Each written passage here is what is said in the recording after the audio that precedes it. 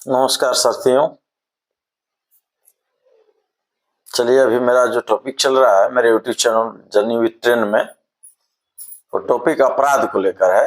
Railway में अपराध करते हैं, कौन कौन सी धाराएं लगती हैं, कितना रुपया तक चार्ज होता है। हम इस पर्पस जानकारी से सब बता रहे हैं कि आप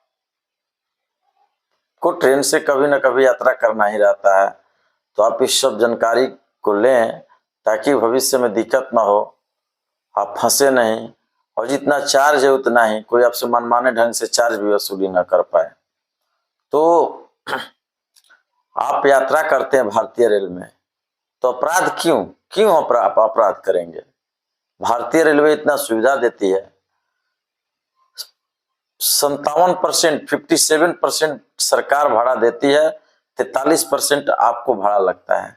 यानी 100 रुपया का यदि टिकट हो तो इसमें 43 रुपया आप अपने पॉकेट से देते हैं, बाकी का 57 रुपया जो है भारत सरकार अपने पेड करती है।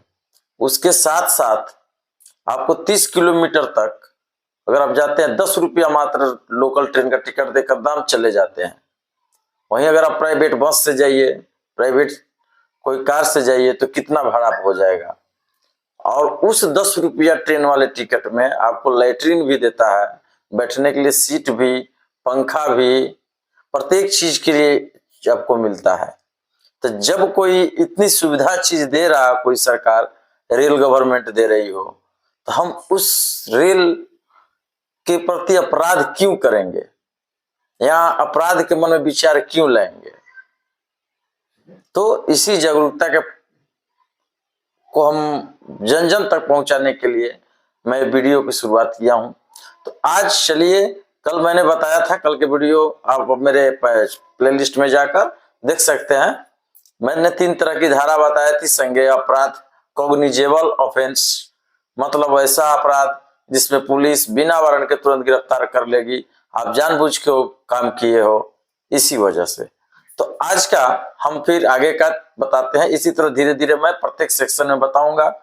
आप लोगों से रिक्वेस्ट है कि मेरा वीडियो जो है शुरू से लेकर अंत तक देखें, तभी आपको मेरे प्रत्येक शब्द पर गौर करें, तब आपको बढ़िया से जानकारी हो जाएगा और यात्रा में कभी भी परेशानी और कभी भी कठिनाई का सामना नहीं करना पड़ेगा। तो आज चलिए नेक्स्ट टॉपिक पे चलते हैं। नेक्स्ट, कॉग्निजेबल ऑफेंस यानी संज्ञेय अपराध के आगे धाराओं पर। कल मैंने 3 धारा बताया था, 137, 141 और 142। उसके अंदर मैंने बताया था क्या क्या चीज था और कितनी सजा थी।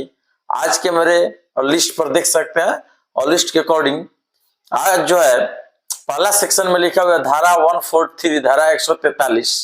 यानी यह धारा क्या कहता है कि अनाधिकृत, अनऑथराइज्ड कोई बिजनेस करता हो या रेल टिकट बुक करता हो अनऑथराइज्ड रूप से, माने रेल में कोई सामान ले रहा हो, इलीगल पदार्थ जैसा ले रहा हो, खराब जिनिस लेकर जा रहा हो जिसको सरकार मना किया हो, गांजा की तस्करी हो गई या ऐसे तमाम मादक पदार्थ। तो अगर आप सामान बिना ऑथराइज, बिना कोई स्लिप, बिना ऑथराइज लिए अगर आप करते हो, या बिना ऑथराइज आप एजेंट बनकर टिकट को बेचते हैं, तो उस केस में भी आपको तुरंत पुलिस गिरफ्तार कर लेगी। उसमें सजा वाले कॉलम में देखिए, मेरा सजा वाले कॉलम में उसको क्या लिखा गया है कि 10,000 रुपया तक का फाइन होगा, अथवा 3 साल की सजा होगी, अथवा दोनों हो सकता है। 10,000 फाइन लगेगा, और नहीं तो अगर आप नहीं दे पाते हैं 10,000 का फाइन, तो 3 साल का सजा होगा जेल में। और अगर वो भी नहीं होता, अगर आपका खराब बिहेवियर रहा, तो ऑन ड्यूटी स्टाफ जो है दोनों आपको सेक्शन लगा देंगे, 10,000 रुपया फाइन और प्लस जो भी जेल का पनिशमेंट है 3 साल का हो। नेक्स्ट धारा चलिए, धारा 144। धारा 144 क्या बोलता है कि बिना ऑथराइज्ड हुए ट्रेन में कोई भी सामान बिक्री नहीं करना है, खाने पीने की चीज। जैसे बहुत सारे लोग, हैकर लोग आप देखते होंगे, चाय चाय चाय या अनेक तरह का सामान चिल्लाते आते रहते हैं, बोलते रहते हैं, कोई भी सामान बेचते, खाने पीने का चीज, अमरूद हो गया, कोई फल हो गया, ये बिना ऑथराइज के होते हैं। ऑथराइज नहीं रेलवे इनको अलाउ करता है।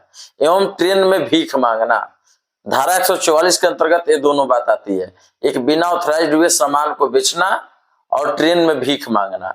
यदि इस केस में आप पकड़ाते हैं तो सरकारी रूल के अनुसार, भारतीय रेलवे कानून 1989 के अनुसार आपको सजा क्या लिखा गया है कि 2000 रुपया तक का फाइन होगा, अथवा 1 साल का जेल होगा, अथवा दोनों एक साथ हो सकते हैं।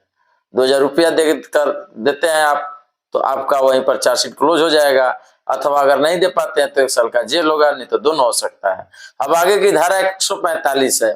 143 144 समझ गए हम लोग। अब 145 धारा 145 में क्या बोला गया है कि मादक पदार्थों का सेवन, यानी कि जैसे दारू हो गया, आप दारू पीकर यात्रा नहीं कर सकते, अथवा यात्रा के समय यात्री कार्य को बाधित करना। यात्रा आप कर रहे हैं, बहुत ज्यादा शोरगुल कर रहे हैं, बहुत सारे यात्री आपसे परेशान हो रहे हैं, आप उस तरह का बिहेवियर कर रहे हैं या गाली गलौज कर रहे हैं, तो ये सब धारा 145 में आती है। इसके लिए भी डायरेक्ट सजा है, बिना वारंट जारी किए हुए, और ये संज्ञेय अपराध में आता है। क्योंकि और इसमें फाइन करने का तरीका 2 तरह का फाइन होता है, क्योंकि ज्यादा उतना बड़ा क्राइम के जैसा नहीं बोलेंगे। 100 प्रथम है 100 रुपया का फाइन आपको लेकर छोड़ दिया जा सकता है, यदि बिहेवियर अच्छा रहा तब। डिपेंड करता है मेनली आपको बिहेवियर पर, ऑन ड्यूटी स्टाफ पर। दूसरा 250 रुपया तक का फाइन, या नहीं तो दूसरा 250 रुपया तक आपको फाइन होगा, अथवा 1 महीने का जेल एवं दोनों। 1 महीने का जेल होगा एवं दोनों होगा, इस अगर आप बिहेवियर नहीं अच्छा से रखते हैं तो ऐसे तमाम में अभी बहुत सारे मेरे सेक्शन बाकी हैं, क्योंकि भारतीय रेलवे कानून बहुत बड़ा कानून है, तो प्रत्येक कानून के बारे में बताऊंगा। अभी स्मोकिंग बाकी है, रेल क्रूज आप पार करते हैं तो उसमें कितना फाइन या चार्ज होता है, बाकी तमाम दुर्घटना के समय आपको मुआवजा कितना सरकार देगी, ऐसे तमाम मैं भारतीय रेलवे का सदस्य होकर मैं आपको जानकारी शेयर करते रहूंगा। आप मेरे इस वीडियो को लाइक सब्सक्राइब करते रहें, कमेंट जरूर करें कि आपको क्या मेरे बातों से जानकारी मिल पा रही है, समझ पा रहे हैं आप या नहीं समझ पा रहे हैं, या कुछ कमी रह गया है। तो आगे के वीडियो में मैं पार्ट बाय पार्ट इसी तरह सेक्शन डालते रहूंगा।